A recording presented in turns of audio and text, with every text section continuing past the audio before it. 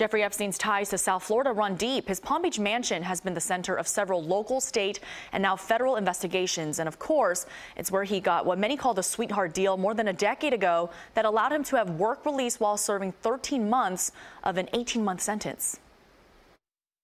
Jeffrey Epstein has owned a Palm Beach mansion now valued at $12.5 million since 1990. He also owns 2 private Caribbean islands. Florida is also where the earliest underage victim came forward in 2005 and formally accused Epstein of molesting her at his Palm Beach home.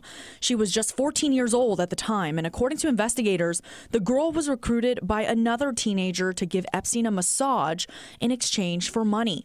As more underage victims came forward, investigators got a search warrant for the Palm Beach home, and Epstein was charged with multiple counts of unlawful sex acts with a minor. Only one accuser testified in front of a grand jury, who returned an indictment of 1 count of solicitation of prostitution. The FBI then opened a federal investigation into Epstein involving accusers in other states, including New York. As investigators worked toward an indictment, Epstein's legal team begins to negotiate a plea deal. Now, here's where the former U.S. Labor Secretary comes in. At the time of those Epstein allegations, Alex Acosta was the U.S. Attorney for the Southern District of Florida. After more than a year of investigation and back and forth between both sides, Epstein pleaded guilty to 1 count of solicitation of prostitution and 1 count of solicitation of prostitution of a minor under the age of 18.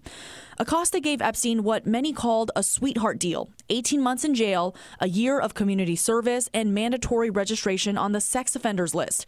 Not only did Epstein serve a shorter 13-month sentence, but he was also given work release while in jail. According to the Miami Herald's investigation, Epstein was picked up by a private driver 6 days a week and taken to his West Palm Beach office. He was allowed visitors for up to 12 hours a day.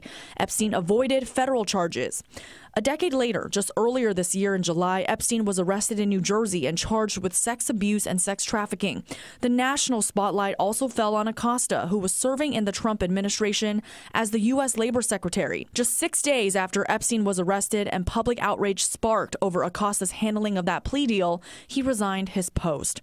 Former Assistant U.S. Attorney David Weinstein worked under Acosta but was not on the Epstein case.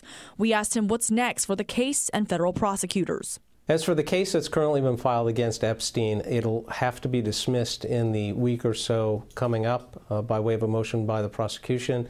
He's deceased, and at this point, there's no prosecution that can be undertaken against him. Just Friday, a day before Epstein's death, records released described in detail how Epstein lured girls between 14 to 16 years old to his Palm Beach home.